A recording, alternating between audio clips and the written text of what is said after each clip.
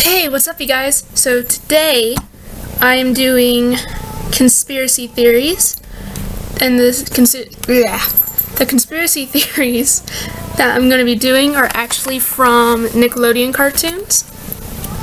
And it's only 3 shows, and it's just because I don't want the video to be super long. And some of them have multiple ones, and the last one I'm doing is actually a super long one. So, the first show is CatDog, and that's the show where it's cat and dog, and they're a hybrid. And there's three theories. The first one is that they were a government experiment gone wrong. So basically what this one is, a group of animal biologists were testing to see if cats and dogs could breed together, and the results ended up being passable actually. But one of the offspring actually resulted in conjoined twins, hence CatDog. The second one is that they are mutant, and it's not like an X-Men, but in the twin sort of way. It technically is possible that 2 eggs actually were released at once from their mom, and after their dad fertilized the eggs, they fused together, which not only made them conjoined, but also fraternal twins, which explains the species difference. And the third one's actually kind of sad. It's that they were abandoned. The pair was forcibly neglected by their parents and expected the duo to die or be taken care of by others. So that was a pretty depressing one in a way, but I mean, in a way it's possible. The second show is Hey Arnold, and Hey Arnold's about the kid. He has a football-shaped head, and it takes place in the city. His best friend is Gerald. So the first theory for the show is that the main character isn't Arnold at all. The entirety of the show isn't about Arnold, it's actually about the character Helga. She is the only person on the show to ever give a monologue, but she also struggles with the most with inner issues that involve coming of age and self. And even the name of the show comes from a quote straight from her. She says that actually in the theme song. Now the next one's kind of messed up, it's weird. But it's possible, I guess.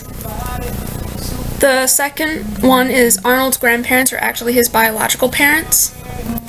And this is a creepypasta one.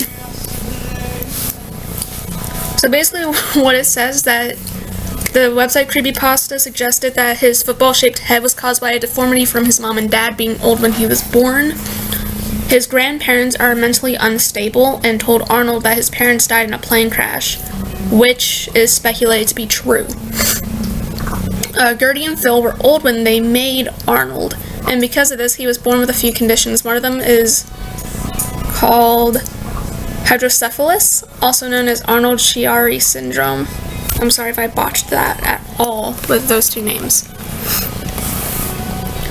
That is the reason why the creators decided to call him Arnold, which is possible, but at the same time, I highly doubt that one. Now, the third one is Arnold's friends don't really exist. Because of his deformity and the bullying he faces, he prefers to escape into an imaginary world with imaginary friends. That's the reason why the other characters have weird-shaped heads as well. It makes him feel normal, and no one can pick on him because of his head. So just like the CatDog one, the last one ended up being pretty depressing for this one.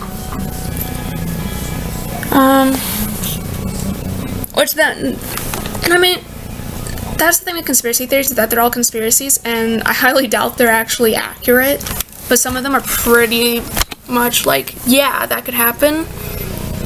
But I want to say none of the conspiracy theories that I'm actually talking about now were actually somewhat confirmed by people that were a part of these shows. Alright, so the last and final show is Rugrats, which in a way is kind of funny because I wore a Rugrats shirt in the last video. So this one's actually super, super, super long, and I highly doubt that this one's actually somewhat true. Alright. So this one is where Angelica is the actual protagonist in this theory. Her relationship with her dad is pretty superficial, and her mom was too busy to show her any real love. So to deal with this, she dreamt up the Rugrats and their adventures.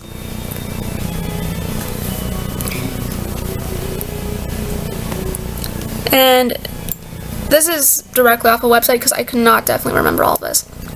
But it does question why would a toddler need to dream up a bunch of babies to hang out with, and it's because at one point they weren't imaginary. Chucky and his mom were killed in a car wreck, which is why his dad is such a neurotic mess. During a trip to Paris, Chaz Finster met a Japanese prostitute named Kira. He married her, and she moved to America to be with him. Now, Kira had a daughter, Kimmy, but she was taken away because the state didn't think Kira was a fit mother, due to her profession and severe substance abuse problems. Kira misses her daughter dearly, and always brings her up in conversations. Chaz, on the other hand, still constantly talks about his son Chucky. Angelica has taken the bits and pieces she's heard and created the characters Kimmy and Chucky. Tommy, on the other hand, was stillborn. After the failed birth, his father, Stu Pickles, went crazy. That's why he spent so much time in the basement making toys for the son he'd never get to know. Phil and Lil were aborted. The DeVilles were forced to terminate their pregnancy due to tragic circumstances. And since they never found out the baby's sex, Angelica imagined them as one male and one female. Angelica's hallucinations are a subconscious reaction to her own tragic past as well. Angelica's mother was an addict who died from a heroin overdose. In his depression, her dad married Charlotte, a woman obsessed with success who only wanted him for the money he got from his dead wife's life insurance payout. Angelica idolized her new mother, Charlotte, but always carried her Cynthia doll, which served as a reminder of her drug-addicted and dead mother, with her tattered clothes and patchy hair falling in clumps. The only real baby ended up being Dill. He was the only one of the babies who couldn't speak because he was the only one who wasn't a fragment of her imagination. Now, she couldn't understand why she didn't have the power, or she didn't have any power over this baby like she did with the others. She didn't understand why he wouldn't listen to her when she commanded him to stop crying, so she lashed out and struck him over and over and over again. And the altercation actually changed Dill both physically and mentally, and the two of them grew up to be deeply damaged individuals and all grown up. Dill constantly wears hats to cover the scars and damage to his head that Angelica caused.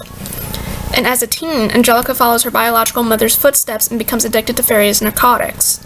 The hallucinations and invented personalities of her childhood came back to haunt her. Her hallucinations take the form of older kids to compensate for the passage of time. Susie is Angelica's only friend who wants to help her get better. Over the years, Susie has pretended that Angelica's imaginary friends were real because she cared for her so much that she didn't want to take away her only coping mechanism. But in the end, Angelica's addictions drove all her friends away, including Susie. And after years without any mention of the babies, Susie thought Angelica was on the road to recovery. But when Angelica discovered drugs, she slid back into her old ways and would invent complex stories in the cafeteria about her imaginary friends, eventually driving Susie away once and for all. So, that was a pretty long one, and ultimately the video is almost 9 minutes long, which is why I stopped it after that one. But there's a lot, not just limited to those 3 for Nickelodeon. There's a few that I was looking at for SpongeBob, and I know there's one where all the characters account for the 7 deadly sins. And that's another story, that could be another video, I don't know. But those are just a few of them. I'd like to do a part 2 of this. I think it'd be pretty cool to look at and see what other theories are out there. Because these are pretty much common ones that people know, in a way. Everyone almost kind of knows this one. Those ones, the Rugrats one, I think is like the only one that's out there for the show. But yeah. If you guys have any other conspiracy theories that you'd like me to discuss and talk about, just put it in the comments below. Make sure to give this video a thumbs up and hit subscribe. Talk to y'all later. Bye.